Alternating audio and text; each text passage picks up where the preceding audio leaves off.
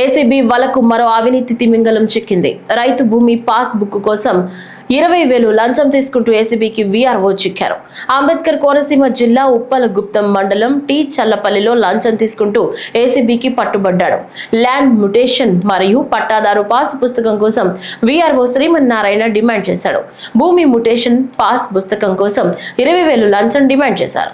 వాళ్ళ మదర్ పేరు మీద కొనుగోలు చేసిన ల్యాండ్కి మ్యుటేషన్ అదేవిధంగా ఈ పట్టాదారు పాస్బుక్లు ఇష్యూ చేయాలని చెప్పి టీ చల్లపల్లి గ్రామానికి చెందిన వీఆర్ఓ అయిన శ్రీమన్నారాయణ గారిని అప్రోచ్ అవ్వడం జరిగింది.